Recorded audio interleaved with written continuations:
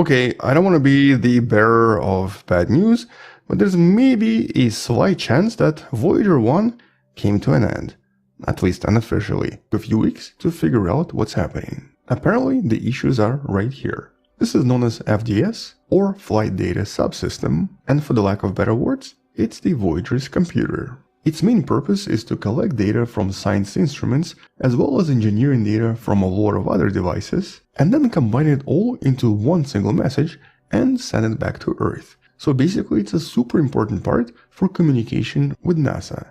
But all of the messages coming back are just zeros. And even though NASA tried to restart this or to reset it to its original state, nothing worked. Voyager is still not returning any useful data even after approximately 4 months. And without actually physically accessing this, nobody knows what to even fix. With the much bigger problem being that everyone who designed this and who created the probe is unfortunately no longer alive. Moreover, all of the schematics used for this probe are not even digitized. I actually spent a few hours trying to find anything on these computers, and I only found one single file you can find in the description that briefly talks about all of these computers from the 80s. No schematics, no actual designs, nothing. And because many of these documents are basically like 50 years old, written by engineers who never actually thought this mission is going to go on that long, at this point trying to find the documents, trying to understand the documents, and trying to find potential solutions is literally spacecraft archaeology. I guess an entirely new field of science.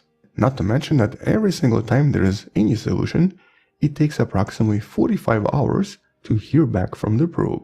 That's how far away this probe is. For a signal to travel to the probe and return back to Earth, it takes 45 hours. And so since no one alive knows what's inside, and finding documents have been kind of difficult, at this point fixing this is going to be a huge challenge. Which also means that, maybe, just maybe, this is the end of the mission after all. It will probably take a few more months before NASA officially announces it, but despite the instruments still working, since the data received is completely useless, there's most likely going to be no point keeping this mission alive.